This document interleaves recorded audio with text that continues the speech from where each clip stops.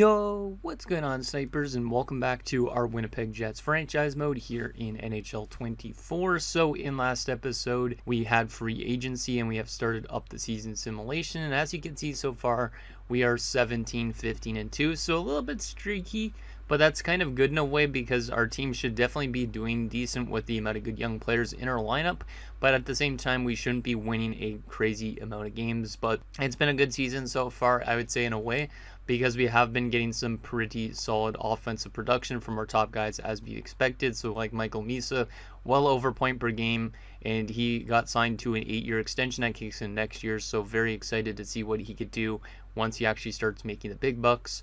Also very impressed with guys like Aiden Irving, who's on 19 goals already in 34 games, so it should be interesting to see if he hits 40 or even more goals this season again. And then, yeah, guys like Lucius have been good. Stankoven's been good. Like, the depth scoring on this team have been pretty damn solid. It's just more so I feel like the defensive play has been lacking a little bit, the goaltending a little bit too. But obviously that will come with time once we start drafting more good defensemen, because our defensive core is still a little bit weak in a sense, because I do have plans to hold on to like a good chunk of these guys in the future. But guys like Heinola, for example, Kolyachonok, I don't know if those guys are really going to be with the team for a long period of time. Obviously, Gabriel Deg's our future starter, so hopefully he develops into being a little bit of a better goaltender. But I think once our defensive core starts getting better, that's when we're actually going to start winning a lot more than losing, and we're also going to get much better plus minuses throughout our lineup. But our offense is definitely showing that we will be probably a pretty good team once everything starts to click together. So very excited to see what ends up happening the rest of the season, because we are probably going to simulate the rest of the season in this episode, and we probably won't be making any trades just because obviously we have a very young team and there's not really anybody I would like to get rid of right now. We could definitely do that in the off season once we actually draft some pieces in as well, and who knows, maybe some of our unsigned low leads from last year's draft will make the jump. But anyways, let's get into your guys' comments before we get into simulating the rest of the season and seeing what happens. There could be a potential trade in this episode, depends on what we get offered and stuff like that around the deadline, but I don't know if we actually are going to be. So the first comment is from Shankly Mania, who says, I've got nothing to suggest or add, but I have to come to say that it's quite amazing you've had a complete and competitive NHL roster with $50 million in cap space. Well, I haven't the sense hired you already. Love the series, buddy. Keep up the amazing work, and I appreciate that, Shankly. Yeah, I don't know how we've built up such a good team that's under like the cap by so much, because we've had to sign more cap whales again. Basically without our cap whales, which our cap whales at the moment, you can see Thompson making 19.3, Svechkovsky on 8.85, and then there was also, I think there was one more. It was, oh yeah, it was our Curry on $5 million. Basically, those guys have been our cap whales, so we're technically like $50 million below the cap in a sense, or maybe a little bit below that. But still, our team has been like relatively getting signed up to really good contracts, like Stankoven's on a steal of a contract. Lucius is as well, and then we also have like guys like Michelli still signed for a while, even though we probably will flip them away at some point. Like, we've been just getting some really good contracts under our team's belt, and we've been successful at building up a good squad as well. And we have still a lot of guys coming, like Yakula's up to an 80 apparently, so we have Yakula on the uprise, we have Lolitz that we might have on the uprise. This team should be pretty good soon, and I am very excited to see what they end up doing, even with the fact that we have so much cap space available. The next comment is from Sano Otaku, who says, I could be wrong, but it looks like the oldest player on your team is only 28, so that may be why your team is not simulating exceptionally well. I would bring in I wouldn't bring in any veterans at this point. Trust the youth to continue developing, and you're certain to be an absolute unit in a few seasons' time. And I totally agree with that. That's why I was pretty much saying what I was saying. And yeah, the oldest player on our NHL roster is 28 years old. That's Dostal and Michelli. Both those guys are our oldest guys on the team. But you can see mostly everybody else that is like made up of the future of this team, other than say Perfetti, for example, is like 25 and younger. So we have a very young squad, so it's probably best to not like get rid of a player on our team and make us like technically simulate a lot worse and bring in just like a pick or whatever. But yeah, we have a very young team. I think our AHL is young too, right? Yeah, our AHL, the oldest player is 25 years old at the moment. Actually, wait, yeah, 25 years old, that's Kuzmin. Everybody else is 23 and below. And we have a bunch of unsigned guys, obviously, that are like 19 and 18 years old. So yeah, we have a young future for our AHL team and also our NHL team. So the very exciting stuff. And once those guys actually start to hit their stride in development, it's going to be very, very exciting. And then the last and final comment is from Michael Dos, who says that Irving contract was spectacular. He's more of an $8.5 to $9 million player that you got cheaper. Great job. Was that coach that you got rid of a defense-minded coach? That's why the defense is hurting. Also, the 5 out of 6 pairing and possibly the 4th defender is not really that great. Winnipeg still needs 2 to 3 defenders in my estimation. I don't remember if it was a defensive coach that we got rid of in the offseason. It might have been. But yeah, the defensive core definitely still needs some work for the future, because obviously we just got Palin, who's going to be very exciting for this team's defensive core. Then like guys like Heinola, he's probably not going to be here much longer, so we need still probably a replacement for him. We have Cairo, who's probably going to end up being that kind of replacement for Heinola in a way. We have Galvas, who obviously is going to be here for a number of years. Probably not super long term, but he is a very solid defender. He hasn't been as good this season, though. And then obviously the rest of these guys, other than Kane, are expendable. So there will be more guys that will be jumping in, like Scarlett, for example, we drafted last year. Nils Storp's getting very close. Graham almost could technically play as a defenseman, which is kind of cool. And then we also have some unsigned guys like Barnett, we have Roach, we have Bishop. So we still need definitely a lot more prospects. But at the moment, we have a pretty good pool of defender prospects. But obviously, it's good to find those stud replacements for guys like Kolyachonok, who are definitely guys that are just kind of like fillers for the time being. But anyways, those were the comments we had in last episode. So let's get into simulating a little bit more. This team could still make it to the playoffs. We're not too far out of it, I'm pretty certain. Yeah, the wildcard's on 39 points in 38 games. We're on 36 points in 34 games. So there is a realistic chance we still might make it to the playoffs, but obviously we can't have a month where we're way below 500, or else that will definitely hurt us. But obviously we're probably still not going to make any trades really this season, just because this team, we just want to keep up with what we have, and then in the offseason we can make some moves with Michelli involved if we really want to, because obviously we're going to have to make some tough decisions with our prospects if we want to get guys like Yakula into our lineup. So let's go to the 31st and see how we do in the month of January. And our first game of the month was a nice 6-1 win, and then we lost 5-2. Okay, we're off to a really good start to 2029, which is nice. We've only lost one game. There's 2 losses now. Now we're going to go on a losing streak, right? 2 games in a row that we've lost. Kane is back. I don't think Kane was injured last episode, but I honestly don't remember. So I'm going to just double check, because obviously, yeah, he was. Okay, I just didn't want to have him scratched or whatever, but you can see our line chemistry is pretty good as well throughout our first 3 lines. Like, I like all 3 of these lines for the future. Obviously, like I said, Michelli could be a guy that goes on his way out, but he's a very good fit for the top line right now. So, but when you have guys like Stankoven, Perfetti, Irving, who maybe should be a top liner, we definitely need to make some tough decisions in the offseason at some point. But yeah, we're off to a really good start this year, which is nice. And looks like our defensive play has improved a bit. Maybe not too much, but it definitely has, I think. Johnny Grant has been injured. That kind of sucks, but that's okay. We'll just go replace player. We are now 28, 20-2. We are in a wildcard spot with 58 points in 50 games. We are in the second wildcard spot. The Flames are outside the playoffs right now at 54 and 49. You have the Kraken, who are outside with 50 and 50. And then you have the Coyotes on 52 and 48. So a couple teams have some game in hands on us. That's the Flames and the Coyotes. So they could still obviously knock us out of the playoffs. But we are in a pretty good spot at the moment. I'm guessing Mies is still leading us. Yeah, 66 points in 50 games. Yeah, Michael Mies is going to be an absolute stud for us. Him and Irving, like, on the top line, and then having, like, maybe Perfetti as that second line guy, like, is going to be very good for this team. Center depth should be good. Winger depth is improving every single season, so I'm liking that quite a bit. Let's go to... Actually, we do also have San Jose's pick. How's San Jose doing now, right? Oh my goodness, they're dead last. They are dead last in the Pacific. So there is a chance that even with us making the playoffs, that we'll have a very high up pick in the draft because of the San Jose Sharks. I think it was San Jose's, right? Let me double check on that, because I think it was, but if I'm mistaken, I don't want to sound like a complete idiot. So let me see.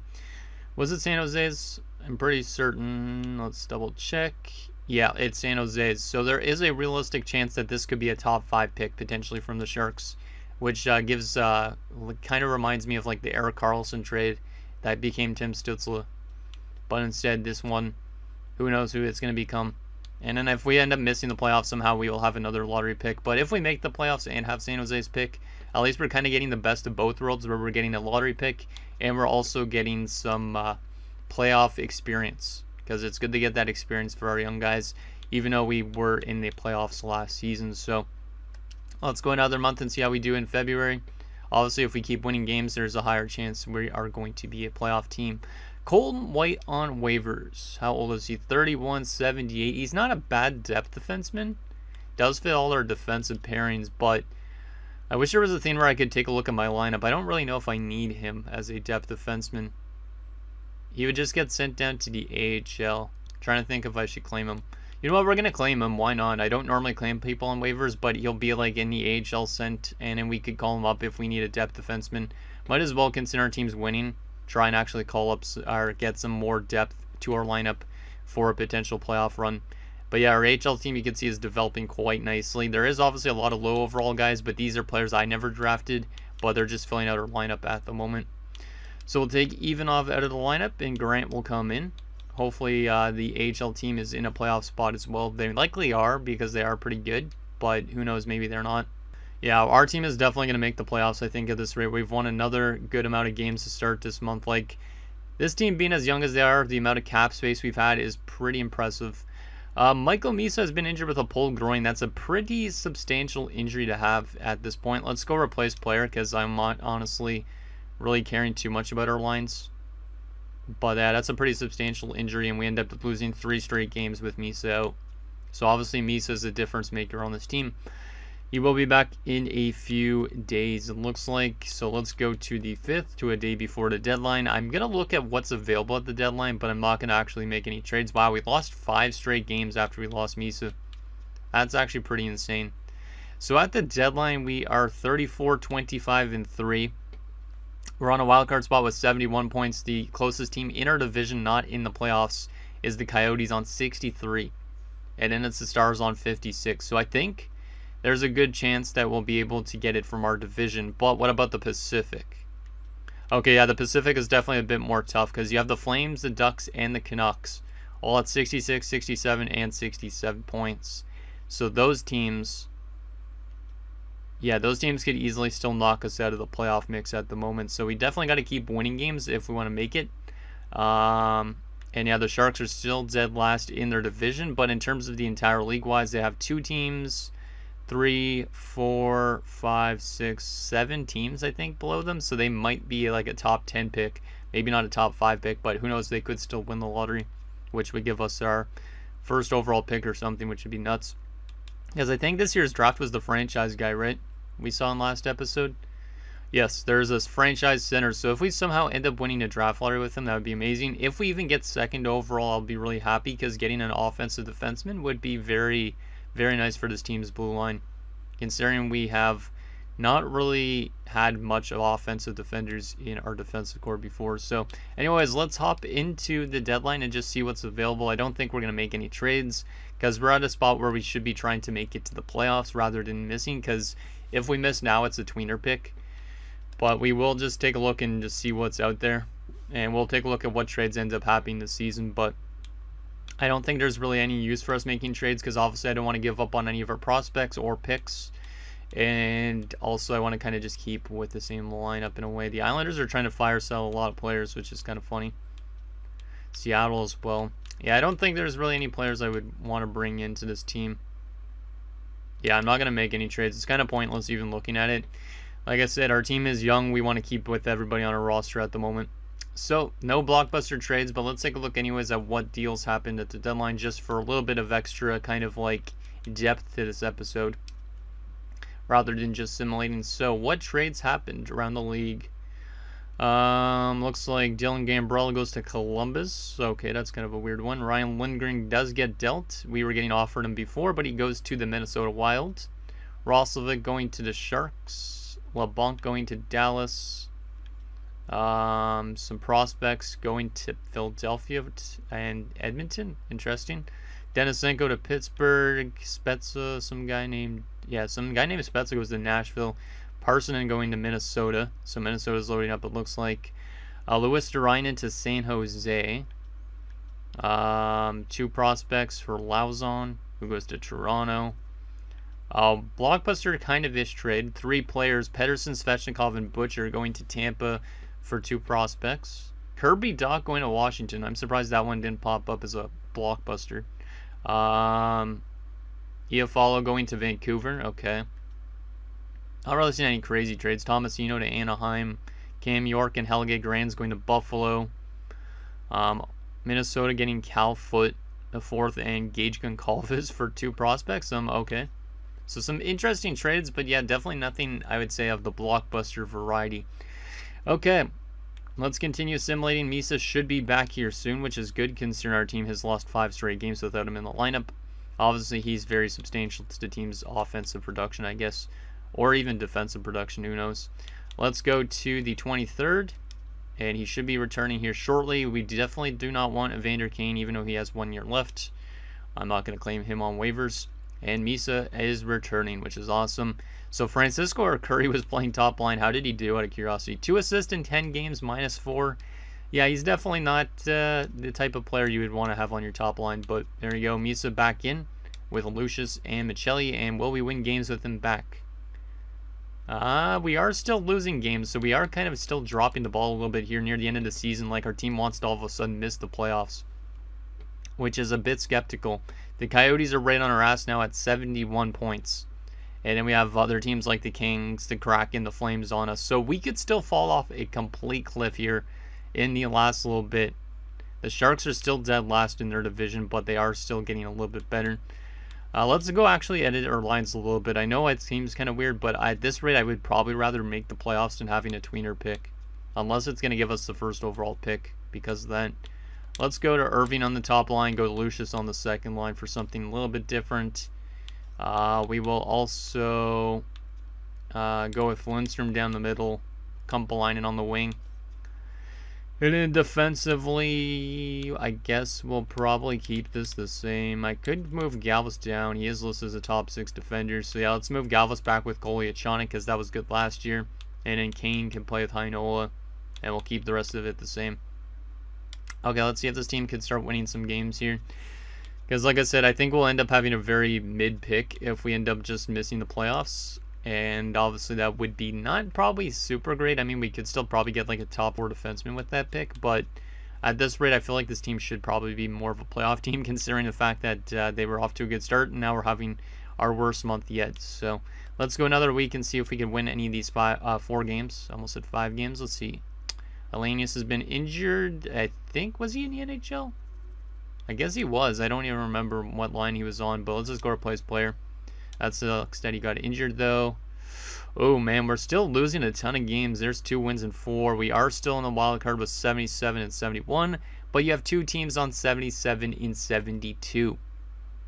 So those games in hand are crucial to win for us, and the Coyotes are right on our butt. They have played 1 less game than us, and they only have 1 less point, so they technically could be in that playoff spot if we end up losing a bunch. So let's see how we do in these 2 games against Minnesota and Vancouver. We win 1 7-5, and then we lose 1 7-6. So yeah, still some inconsistencies with this young team. We're on 79 now and 72. The Coyotes have played the same amount of games now as us, and they're on 78. The Ducks are outside of the playoffs with 79 and 73. So they've played 1 more game than us and have the same amount of points. And then the Kraken have played 2 more games than us, and they're only on 78. So that's a little bit good, but the Flames also are on 75. So this game against the Flames is pretty big. If we end up losing that game, the Flames might be able to get back into the playoff mix as well. So I am a little bit scared that we might end up just missing the playoffs and having a mid-pick. Regardless, we're probably going to be out in the playoffs early, but let's see what happens in these 2 games here. Come on, boys. Hey, 6-3 win, and Kairu's been injured. That's a massive injury. He's out for the rest of the season, it looks like. That's a pretty big blow to our defensive core, as Helenius has returned. So we'll take out Svechkovsky, who is playing for him on the 3rd line. So there is Helenius. He is back.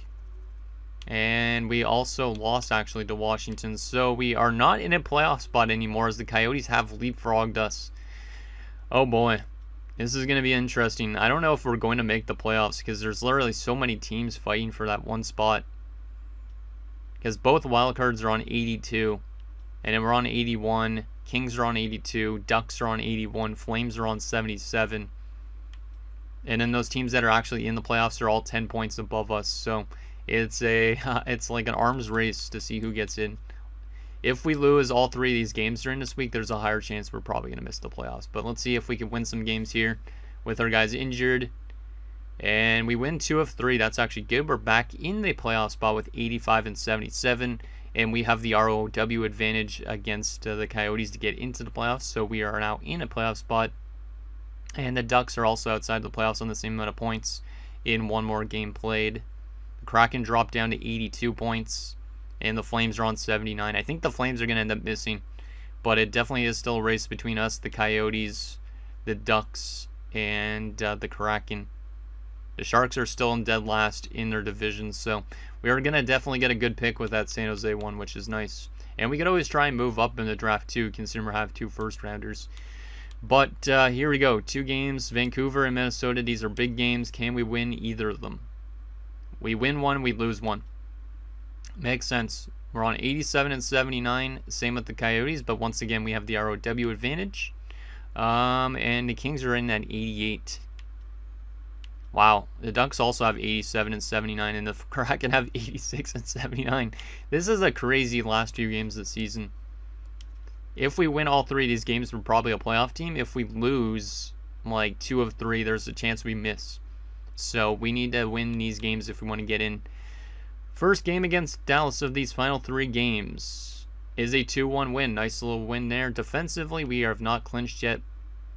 But the good thing for us, the Coyotes only have 1 game left this season, and they have the same amount of points.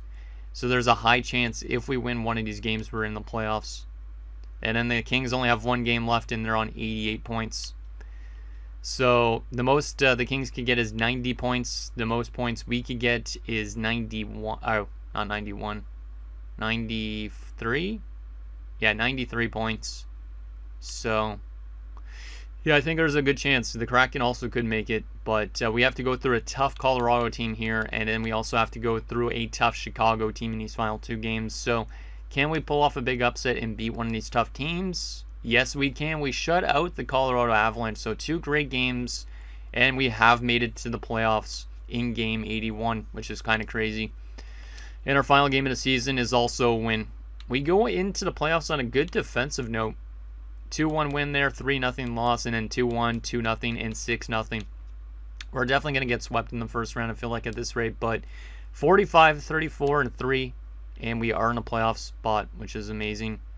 We didn't get the last wildcard spot. The last wildcard spot goes to the Ducks on 92. Huh, okay. The Canucks also actually almost fell out of the playoff spot, but we made the playoffs with our leading point guy and missing 5 games. So Michael Misa with 89 points this year. Really good to see that. But let's take a look at our team stats first and then our player stats to see what went right and what didn't. But our team making the playoffs is something I didn't really fully expect this year, but I did in a way. Like, obviously making it last year made us think that we could make the playoffs this year, but at the same time, I thought we would definitely maybe drop off a little bit with a new coaching change and all that stuff. But, yeah, 45, 34, and 3. Our offense was the second best in the league, and our leading point guy only had 89 points, which means the depth score on this team is probably very good. So shout out to our offense for helping us out quite a bit. And we were one of the worst defensive teams. So we're a good offensive team, but the defense still needs a lot of work. Power play percentage-wise, we were top 5 on the power play. So yeah, power play and offense, good in general. Defensive play, on the other hand, could use a little bit more work. The penalty kill was not terrible, so it must have been more 5-on-5 that we kind of struggled. 6 short-handed goals, 23-17-1 on home ice, and 22-17-2 on the road. We're 7-3 going into the playoffs, which means we're definitely getting swept, I think, at this rate. Did our AHL team make the playoffs out of curiosity? They did not. Actually, their season still has a good amount of games, it looks like, I think. But yeah, I don't think they're going to make the playoffs. They're scoring not that much, apparently. So that kind of sucks. I thought they would do a little bit better, but oh well. Oh, I need to take a look at player stats. God damn, why did I go back 2 times? I wonder how much goals Irving finished with. Because we said he was on pace for 40-something. Oh, man, I already see him, and you guys probably did too. But let's start off with our centers here. Michael Misa on 89 points, even 0 in 77 games. 25 power play points. Really good season for Misa. And he is developing into that stud. I am glad we already locked him up on an extension kicking in next season. Perfetti on 86 points. Really good 1-2 punch with these guys. Stankoven on 80 points is way better than expected. He's also signed for 4 more years still. So yeah, the depth scoring on this team is fantastic. Lucius on 77. Luke Misa had 60 points. I was not expecting that. Not expecting that at all. He was also at 16 power play points, but both Misas did fantastic. Kumpalainen on 24 points, not bad for a 4th liner, and then our Curry as a depth option, 2 points in 10 games. So yeah, the depth scoring you can definitely see was good down the middle. Left wing wise, Michelli on 75 points is pretty solid. And then you had Grosek on 46 in his first season, not bad at all from him. 22 goals. And that shooting category is getting good. That offensive awareness is getting good. He should only get better goal scoring wise. So that means like the left wing side with him and then Irving on our right side, like we should have some good depth scoring throughout our lineup a little bit. Lindstrom 17 points, not too bad. Only 3 goals, but still 17 points ain't too bad for a 4th line guy. Right wing wise, there's Aiden Irving. Crazy man he is. Holy crap. 49 goals, 87 points, and 17 power play goals to end off his ELC. And then he's signed here for 8 more years. Wow. This guy's already a 2-time 40 goal scorer. And he's got back-to-back seasons with 17 power play goals. Yeah, Aiden Irving is already going to cement himself potentially as a candidate for the Channel Hall of Fame by the end of this coming year. Who knows? Even though I didn't technically name who was my Channel Hall of Fame guys from my other series yet. But still, Aiden Irving's been fantastic.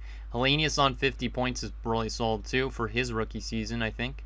Eming on 22 points, not bad. And Svechkovsky even had 3 points in 6 games as a depth option. Defensively, Kyrou on 57 points. He is still injured. I didn't even remember about that, but he will be back, I think, relatively soon. We might be without him for the first few games of the playoffs, but yeah, really good year for Christian Kyrou. He is a pending RFA, which means we're going to need to give him probably a good chunk of money. He is 25 already, though, so I need your guys' input on what we do contract-wise with him. Palin on 22 points and a +9. That's actually pretty nice. That's exactly what we kind of wanted from a guy like him, bringing him in from the Toronto Maple Leafs, I think it was. Kolyachonok on 19 points. Kane on 18, but a -13. Heinola was tragic. 18 points, -17. So off-season-wise, maybe we look to move Heinola. Galvas 15 points, -13. And then Thompson was +5 in 11 games as a depth defenseman. Goaltending-wise, Gabriel Dag was not fantastic in his rookie season. Did have a good win-loss ratio, but an .896 and a 3.42. And then Dostal wasn't good either. So the goaltending and the defensive play definitely could improve. But offensively, we had very good depth scoring. Like, we had all these guys above 50 points here, which is kind of nuts. And then we had guys that were just below on 46 points. And obviously the 4th line not getting a lot of ice time was a little bit low on offense, but that's okay. And yeah, the defensive depth scoring was decent as well. So not too bad. Let's take a look at player stats around the league. The best offensive player, Austin Matthews on 118. Next closest was Bedard on 109. Poitras on 107. That's kind of crazy. McKinnon and Marner on 105. Kucherov, Rantanen, and Thompson on 102. You also had Point hitting 100 points. Ehlers, Pasternak, Draisaitl. That's that. Best goal scorer this season, Austin Matthews with 69 goals, but look where Irving finished. He finished 1 goal behind Connor Bedard. He finished 5th best in the NHL, above guys like Svechnikov, and he already outscored Kyle Connor, who we dealt away a few years ago. So Irving is definitely like the new Kyle Connor on this team or something like that. That's amazing. How was he in terms of power play goals? Yeah, he was number 5 in power play goals as well. Pretty impressed with this guy. He's definitely going to get a lot of statistical growth because of that. Short-handed points for fun. Tyler Madden, of all people. I guess that makes sense since John Madden was a very good two-way forward. Okay. Terms of hits for fun, let's just take a look at some fun stats. Capo Caco on 197. Block shots, Marco Casper. Giveaways, Dylan Cousins. Takeaways, Lundell, I guess, had the most, which means Lundell likely is up there for the Selke, but he had less faceoffs than Rossi, so it might be Marco Rossi or Tim Stutzla. Most fights, 7 from Vesa Haken. Isn't this guy a rookie this year? No, he's a second-year guy. Wow. Okay. Best defenseman, 4 points. Cale Makar with 83 points and a plus 27. He's definitely going to be the Norris winner. But Cairo did pretty good because I think he's just outside of the top 10 in defensive points. And he did miss a little bit of games, so that's pretty good. Goaltending-wise, Samsonov with 42 wins. Yeah, right. This guy's been trash in real life right now. Devin Levi on 6 shutouts. Save percentage-wise, it's going to be Jari with a 918, but you also have Knight with a 915 through 73 games. Yeah, I think Spencer Knight might be your Vezina winner this season. Any goalie goals for fun? No goalie goals. Most goalie assists. 7 assists from Jesper Wallstad. Holy crap, that might be the most assists I've ever seen from a goaltender. Okay. Wow. Wallstead is apparently a very good passing goaltender. Oh yeah, he had 5 assists a few years ago too. He's up to 14 career points. And he's only 26. Is this guy going to become the next best passing goaltender of all time? Maybe. Best rookie this season was Luke Misa in points, but is he going to win the Calder? They might end up giving it to Guerin based on the plus-minus in Chicago, which would not be great, but if anything, I think they should give it to Luke Misa. 60 points. And he was averaging how much ice time? 15 minutes. I guess he got shorthanded and power play time, but still. That's a very good rookie season from him. They also could give it to Koivisto because he's only a -1. Any good rookie goalies this year? Also was decent, and Nikita Kwap was actually solid in 8 games. Okay, so there's that. Let's also take a look at our AHL player stats here briefly. Just because I am curious on how Manitoba's players did. Because I don't know if their season's done yet, but I do want to take a look at this. Anyways, Yakla has been good. 60 points. He should be NHL bound soon. Oh yeah, he's going to be a very exciting player to put next to a good shooter like Irving or something like that. But yeah, the depth scoring is pretty good, but in terms of like scoring in general, looks like our AHL team definitely struggled to put the puck in the net. Wow, Gustavo Graham at 32 points. Wasn't expecting that. What about goalie numbers? Goalie numbers are pretty good. Ivanov was decent. Johnny Grant was decent.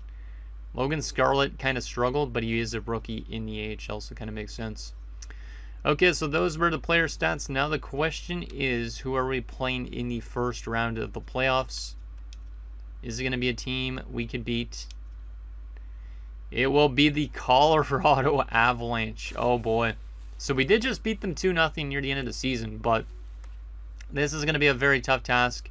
Once again, it's going to be a good learning experience for the boys, but 50, 20, and 12, they went. Let's do a comparison regular season-wise, and then we'll see what their lineup looks like. But, yeah, this is going to be very tough for our team. So they had 112 points. We had 93, unless we're a cheese team. We actually scored around the same amount of goals. They scored a little bit more. They were much better defensively, not a surprise. Our power play was actually better than theirs. And their penalty kill was a little bit better than us. So, in general, it might be a little bit more even than it says. But Colorado being 4-4-2 going into the playoffs. We're going 7-3 into the playoffs. I feel like they're just going to beat us because of the fact that they had such a great regular season. Let's take a look at their lineup. We've played them before in the playoffs, so it's probably pretty similar to teams of the past, my guess. Let's see. Yeah, Landeskog, McKinnon, and Rantanen, Nishushkin, Johansson, and Wood. And then you have Gabriel Fortier, Jake Evans, and Igor Sokolov. And a fourth line of Nick Patan, Cole Sillinger, and Giovanni Smith. From a defensive standpoint, they have Devon Tays, Cale Makar still, Bowen Byram, Ronnie Attard, They also have Dylan Sandberg and Sam Girard. So our former defenseman Sandberg has replaced, I think it was Dylan DeMello who was there when we dealt him before. But they still have 4 very good defenders, which is crazy. And then goaltending-wise, Stuart Skinner is still there, and Malcolm Subban.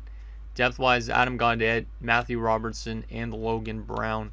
So not the best depth, to be honest, but they do still have a very good forward core, very good defensive core, and also solid goaltending to boot. So this team should probably win a Stanley Cup and easily be able to beat us. But who knows, maybe our young team will surprise everybody and find a way to beat a stacked team like that. But anyways, guys, that's going to do it for this episode of our Winnipeg Jets franchise mode. So in next episode, we'll go to round 1 against the Colorado Avalanche as we look to see what this young team could do in terms of the playoff run. And obviously, since we had San Jose's pick, we do have ourselves a draft lottery pick regardless, so might as well try and go as far as we can with our current team and current pick.